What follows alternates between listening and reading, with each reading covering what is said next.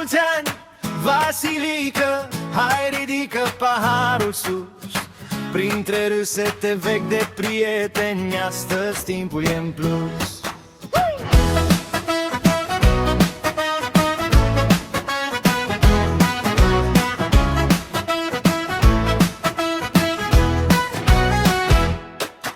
Să fii sănătos, prietene dragi, să te ții de bine, de drum de curaj, să-ți meargă tot ce atingi ca din povesti.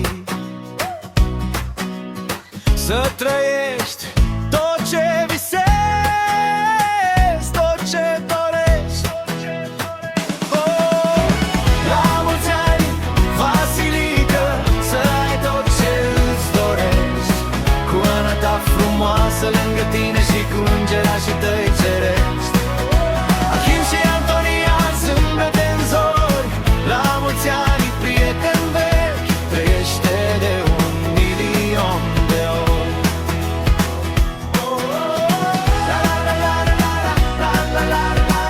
La mulți ani, prieten vechi, trăiește de 1.000.000 de ori. Ana lângă tine, ochi care te știu, vă ține împreună la bine și greu. Casa voastră plină de pași mărunțe, de glasul copiilor, de tati, mai stai cu noi un pic. Achim aleargă prin sufragerie, Antonia dansează pijamale, două linii mici, dar cât un cer, vă scriu destinul pe pereți în detalii banale. La mulți ani, Vasilică, să ai tot ce îți dorești, cu Ana ta frumoasă lângă tine și cu îngerașii tăi cerești. Achim și Antonia, zâmbete-n zori, la mulți ani, prieten vechi, trăiește de 1.000.000 de ori.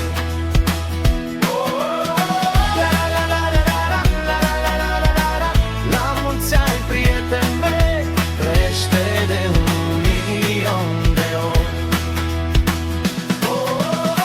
La mulți ani, Vasilică, să ai tot ce îți dorești, cu Ana ta frumoasă lângă tine și cu îngerașii tăi cerești.